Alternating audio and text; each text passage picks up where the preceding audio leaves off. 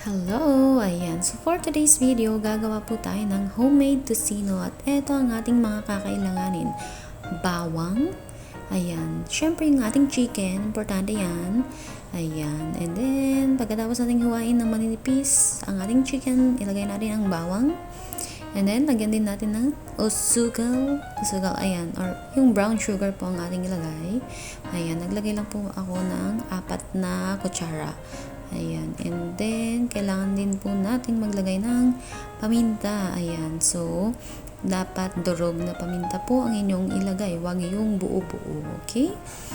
Ayan. Para manuot. And, kailangan din natin lagyan ng toyo or mas magandang oyster sauce. Ayan. Oyster sauce po yung nilagay ko dyan. And, syempre, lagyan din po natin ng konting asin para magkaroon naman ng konting alat-alat or lasa. At kailangan may ketchup. Ayan. Or tomato sauce. And of course, we need to put lime. Or kung wala po kayong lime, pwedeng lemon. Pwede rin naman kalamansi. It depends sa inyo kung ano po ang available dyan sa inyong bahay.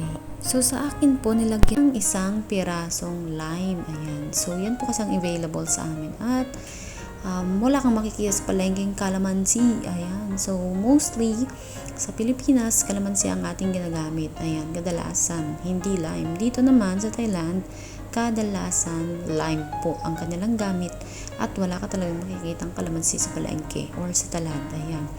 At pagkatapos nga po nating ilagay lahat nung ingredients, ayan, kailangan mong ihalo or ayan, labas-lumasin mo ng manuot ang kanyang lasa sa ating chicken. Ayan.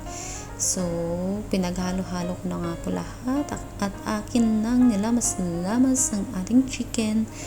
Ayan. And then, after nyan, kailangan na natin siyang ilagay sa ating container. Ayan. So, mag-ready po kayo or mag-prepare kayo ng maglinis sa container kung saan nyo pwedeng i-store yung chicken tocino na ating ginawa. And ayan, so saktong-sakto lang naman po yung aking ginawa sa container na yan. So, iisang container lang po yung aking napuno. And then, ayan, so yan na po yung ating finished product. Ayan, so napakasarap po niyan. I-try nyo na po at least sariling gawa.